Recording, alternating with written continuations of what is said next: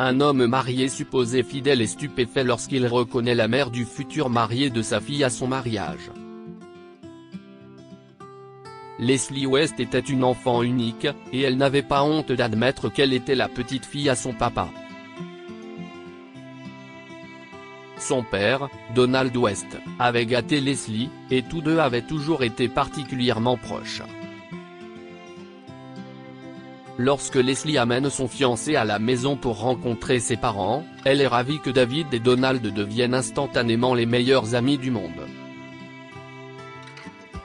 Elle n'avait jamais imaginé que son père tenterait d'empêcher son mariage à la dernière minute.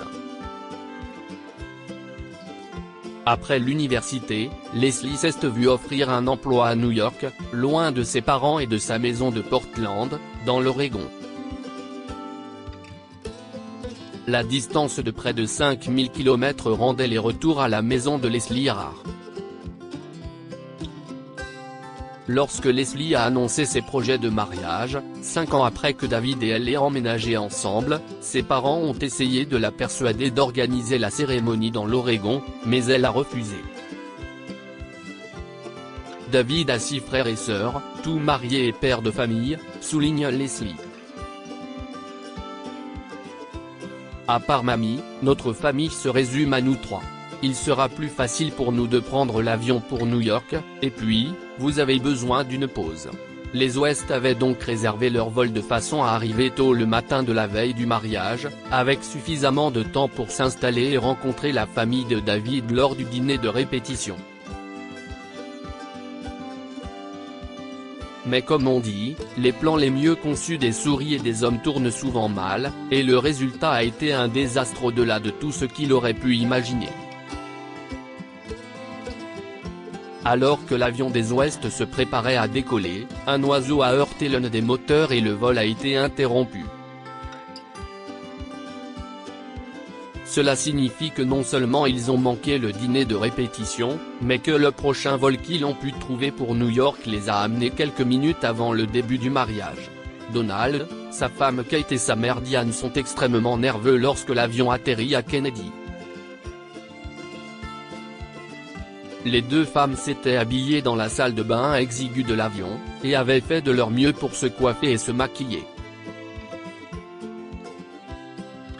Donald, quant à lui, s'est contenté de coiffer ses cheveux clairsemés et de redresser sa cravate. Rien ne l'empêchera d'accompagner sa petite fille à l'hôtel. Les 3 West montent dans un taxi, et Donald promet au chauffeur un gros pourboire s'il peut les amener à l'heure. Le taxi s'arrête devant l'église au moment où Leslie est sur le point de commencer sa marche vers l'hôtel toute seule. Donald n'avait jamais vu sa fille aussi belle, ni aussi fragile. Ma chérie, dit-il en plaçant sa main tremblante dans le creux de son bras.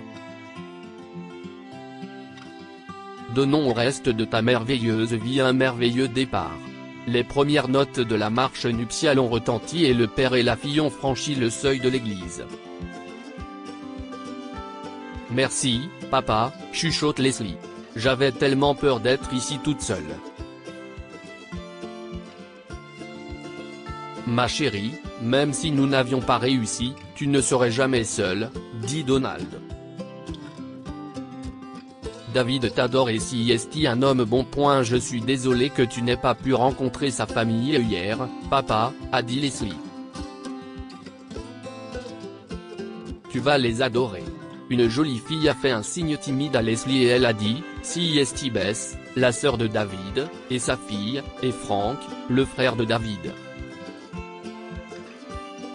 Le tapis rouge avait semblé interminable, mais Donald vit qu'il était maintenant à quelques pas de l'hôtel. Oh regarde. Cette dame avec le chapeau bleu pâle? Si est la mère de David. Donald jette un coup d'œil à la femme et son cœur fait un bond dans sa gorge. Il entend sa propre voix s'écrier, « Arrêtez. Arrêtez le mariage immédiatement ». Puis il lui sembla que chaque goutte de sang dans son corps gonflait sa tête jusqu'à la faire éclater et il se sentit tomber. Quand il est revenu à lui, sa fille et David étaient penchés sur lui. Leslie était cendrée sous son voile blanc et, par-dessus son épaule, il a vu la mère de David le regarder avec horreur dans les yeux. David l'aide à se redresser. « Donald, dit-il, nous avons fait venir un médecin. L'excitation a été trop forte pour toi. » Donald le repousse. « Tu ne peux pas épouser ma fille », s'écrie-t-il. Soudain, il se rappelle combien il avait été facile d'apprécier ce jeune homme, combien ils avaient en commun. Son âge, les similitudes, tous additionnés. « Calme-toi, papa », dit Leslie en essayant de sourire. « Si est moi qui suis censé avoir la frousse, pas toi. Tu ne comprends pas, » halète Donald. « Tu ne peux pas épouser David, si est mon fils. Demande-lui, demande à Molly. »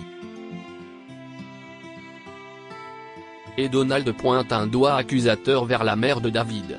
Elle détourne le visage et hoche la tête. « Il pourrait être de toi, Donald, je ne pouvais pas être sûr. » Chuchote Molly, honteuse, « mais c'était juste une aventure, et j'aime mon mari, alors je ne voulais pas y penser. »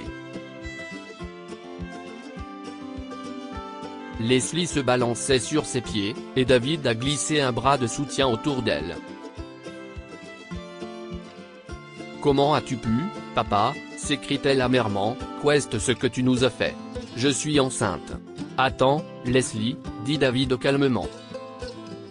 « Maman n'est pas sûre, alors on fait des tests ADN. » Puis il a fait une pause et a froncé les sourcils. « Leslie, on a déjà fait des tests ADN. Tu te souviens de ces tests ADN d'ascendance qu'on a fait ensemble? Si tu étais mon demi-frère ou ma demi-sœur, ça serait apparu dans le test. Tous mes frères et sœurs sont apparus, et même des cousins éloignés dont j'ignorais l'existence. » Leslie se mit à pleurer de soulagement et serra David dans ses bras, mais Donald vit que tous les autres s'éloignaient de lui comme s'il avait la peste. Sa femme Kate le regarde fixement. « Leslie a 6 mois de plus que David, Donald, » commente-t-elle d'une voix glaciale. « Tu m'as trompé alors que je portais ton enfant ?»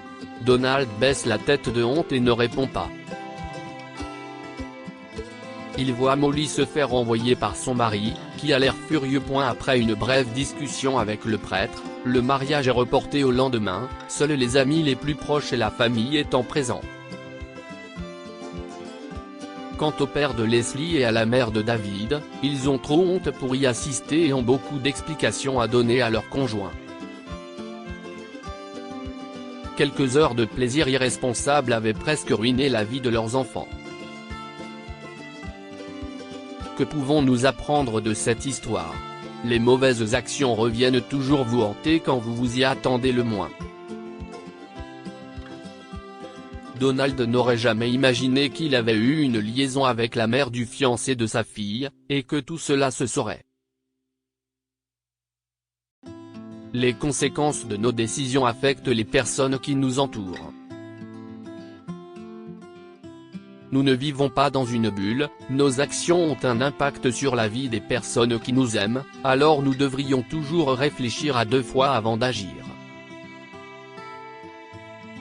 Partagez cette histoire avec vos amis. Elle pourrait égayer leur journée et les inspirer. Cette histoire est inspirée par l'histoire d'un de nos lecteurs et écrite par un rédacteur professionnel. Toute ressemblance avec de véritables noms ou lieux est une pure coïncidence. Toutes les images sont utilisées uniquement à des fins d'illustration. Partagez votre histoire avec nous. Elle changera peut-être la vie de quelqu'un.